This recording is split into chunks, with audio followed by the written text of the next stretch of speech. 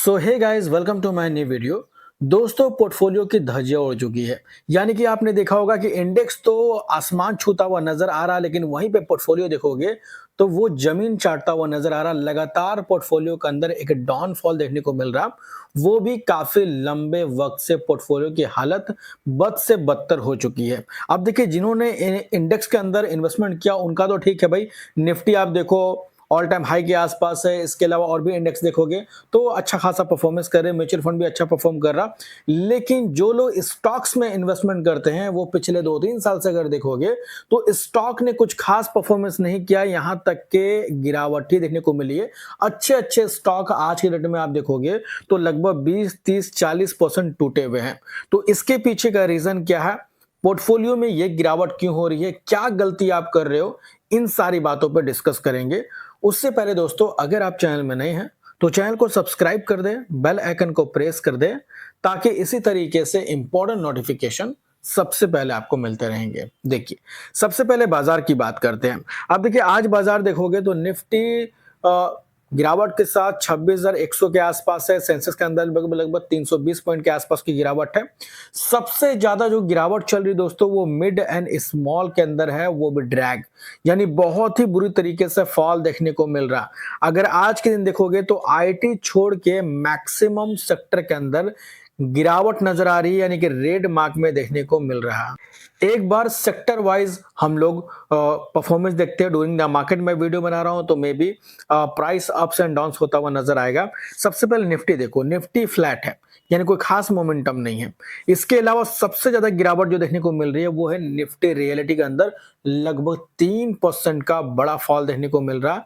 Nifty PSU bank 2.25%, Nifty auto 1%, Nifty energy 1%, Nifty metal 1%, Nifty pharma 0.74%, Nifty FMCG food sector 0.66% and bank Nifty 0.63%। इसके अलावा Nifty finance के अंदर भी 0.41%। यानी कि आपने देखा जितने भी इंडेक्स है उन सभी के अंदर फॉल देखने को मिल रहा है आज के दिन।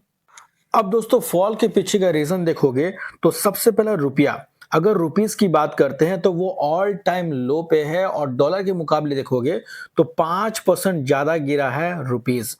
और रुपीस गिरा, इसके अलावा रुपीस को बचाने को लेकर के कोई भी कार्रवाई देखने को नहीं मिला आरबीआई की तरफ से। इसके अलावा दोस्तों, ट्रेड डिफिसिट देखने को मिला बहुत ही ज्यादा, क्योंकि आपने देखा कि यूएस और इंडिया के बीच में जो ट्रेड डील होने वाला था वो तो फिलहाल अभी तक कंप्लीट नहीं हुआ, जिसके वजह से जो हमारा एक्सपोर्ट था वो काफी कम हुआ, यानी कि डाउन हो गया। वहीं पे इंपोर्ट की बात करें तो इंपोर्ट बहुत ज्यादा हुआ है, तो ट्रेड डिफिसिट भी देखा गया। इसके अलावा दोस्तों, गोल्ड के प्राइस जिस तरीके से बढ़े तो इंडिया ने भी भर भर के खरीदारी की, तो डॉलर में खरीदारी की, तो डॉलर रिजर्व जो वो भी कम हुआ। तो एक तरह से ट्रेड डिफिसिट देखोगे तो आसमान जमीन है। ये हमारा ट्रेड डिफिसिट है दोस्तों, ये देखो इतना ज्यादा है, यानी कि हमने इंपोर्ट इतना किया और एक्सपोर्ट आप देखो इतना किया, ना के बराबर। तो एक तरह से जो हमारा डील है वो अभी कंप्लीट नहीं हुआ। हालांकि कुछ पॉजिटिव बातें भी है, जैसे कि जीडीपी की बात करते हैं तो जीडीपी हमारा इस बार बहुत बढ़िया रहा, 8.2% का रहा, अनएक्सपेक्टेड। जो कि हमेशा Q2 के जो नंबर रहते हैं जीडीपी के वो कुछ खास नहीं रहता है, लेकिन इस बार काफी अच्छा रहा, बावजूद कि टैरिफ लगा हुआ था, राइट। तो ये चीज बोल सकते हैं कि ट्रेड डील में काफी पॉजिटिव साबित हो सकता है कि टैरिफ लगने के बाद भी हमारा जो जीडीपी रहा वो काफी बेहतर रहा, एंड Q3 की उम्मीद है कि इससे बेहतर रह सकते हैं। अगर ऐसा होता है तो ये कहीं ना कहीं इंडियन बाजार के लिए अच्छी है, लेकिन कहीं ना कहीं आप देखो तो पोर्टफोलियो की धज्जियां उड़ चुकी है। तो इसीलिए दोस्तों हमेशा बताया जाता है कि स्मॉल कैप और मिड कैप काफी ज्यादा रिस्की होती है, काफी ज्यादा हाई वोलेटाइल होती है। तो अगर कोई भी small cap and mid cap के अंदर इन्वेस्टमेंट करता है तो रिस्क तो ऑब्वियस सी बात है काफी बड़ा होता है, क्योंकि कभी भी हरियाली जब बाजार के अंदर होती है तो तेज जो चलता है वो स्मॉल कैप सबसे तेज, उसके बाद मिड कैप, उसके बाद लार्ज कैप। तो जिन्होंने लार्ज कैप कंपनियों के अंदर इन्वेस्टमेंट किया उनका इन्वेस्टमेंट आप देखोगे तो आज भी सेफ है, क्योंकि हम लोग बजाज फाइनेंस की बात करें ऑल टाइम हाई पे है, एचडीएफसी बैंक की बात करें ऑल टाइम हाई पे है, इसके अलावा रिलायंस की बात करें ऑल टाइम हाई पे है, एलएनटी की बात करें ऑल टाइम हाई पे है। तो ऐसे मैक्सिमम अगर लार्ज कैप कंपनी को देखोगे दोस्तों तो वो ऑल टाइम हाई है। और निफ्टी 50 जो उनका प्राइस एक्शन होता है वो जो इंडिया की 50 टॉप कंपनी है उनके बेसिस पे होता है, और इंडिया की जो 50 टॉप कंपनी है उनका परफॉर्मेंस काफी डिसेंट है, वो ऑल टाइम हाई पे ट्रेड कर रही है, इसीलिए निफ्टी 26,000 के ऊपर ट्रेड करता हुआ नजर आ रहा है। बाकी आप देखो स्मॉल कैप की बात करें या मिड कैप की बात करें तो इनके जो स्मॉल कैप मिड कैप जो स्टॉक्स है उनमें काफी फॉल है, 30-40% के आसपास का फॉल देखने को मिल रहा। इसके अलावा Q2 के नंबर भी जो आए थे स्मॉल कैप और मिड कैप कंपनियों के वो बहुत बेहतर नहीं थे, यानी कि और भी बेहतर करने की जरूरत है, और जब ये इंप्रूव होगा तभी तो मार्केट के अंदर एक मूवमेंट देखने को मिलेगा। इसके अलावा दोस्तों एफआईज की आप देखोगे तो लगातार आउटफ्लो देखने को मिल रहा, इनफ्लो नहीं है, लगातार बिकवाली ही चल रही है।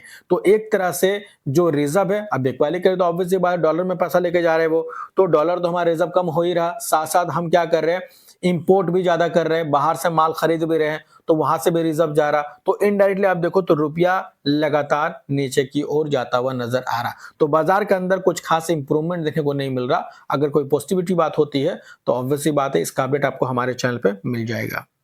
और इस चीज से दोस्तों सीखने को क्या मिला कि हमेशा पोर्टफोलियो के अंदर लार्ज कैप जो होते हैं उनका बोल सकते हैं वेटेज ज्यादा होना चाहिए, स्मॉल कैप का सबसे कम होना चाहिए, बाद में मिड कैप का होना चाहिए। वो भी हमेशा याद रखो कि स्टॉक मार्केट रिस्क भी बहुत ज्यादा होता है, तो इसीलिए फंडामेंटल के बेसिस पे ही इन्वेस्टमेंट करनी चाहिए और अपने फाइनेंशियल एडवाइस के सलाह के बगैर तो बिल्कुल भी नहीं करनी चाहिए।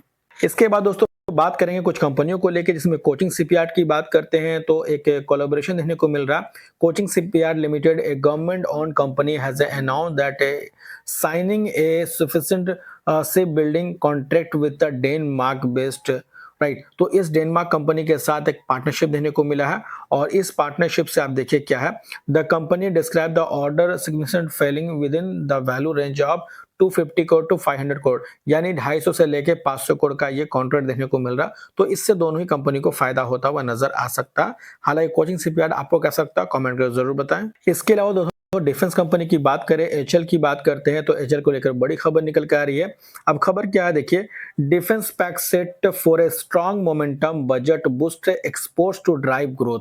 तो दोस्तों बजट को लेकर के कुछ अच्छा हो सकता है ऐसा अनुमान है, मे बी मैं गलत भी साबित रह सकता हूं। तो डिफेंस में एचएल की बात करते हैं तो ये एक मैन्युफैक्चरिंग कंपनी है जो कि एयरक्राफ्ट और हेलीकॉप्टर मेंटेनेंस और रिपेयर का भी कामकाज करती है, और कंपनी के पास ऑर्डर बुक काफी ज्यादा है।